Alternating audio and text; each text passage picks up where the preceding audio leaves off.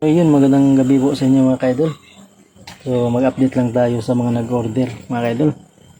So maliban dun sa baba na nauna kong sinitap mga kaidol. So ito yung kasama mga kaidol. Nasa ibabaw pa rin ito nilagay para madaling matuyo. Ito yung kasama niya mga kaidol. Ito yung kasama sa nauna kong sinitap nandun sa baba mga kaidol.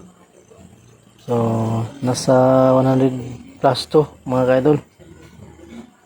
100 plus lahat to mga kaidol. Bali ito yung i-set up ko sa sunod na araw mga kaidol. Bali inuna ko lang yung sinit up yung 52 piraso para sa isang customer ko na taga Orquita.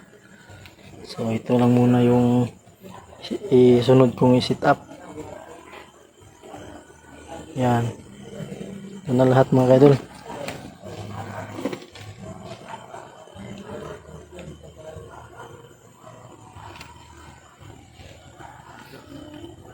Hanggang doon sa dulo.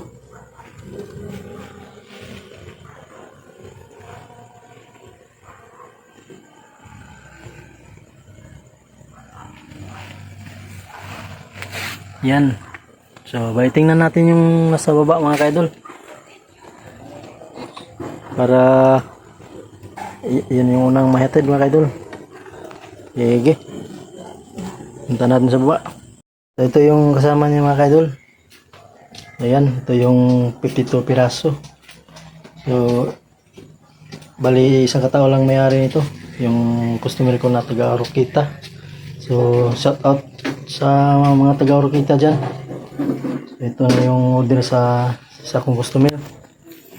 Ayan, bali 52 piraso to. Bali ito yung iuna naming deliver bukas. Ayan, bali yung blinker, hindi pa itatapusin ko bukas to.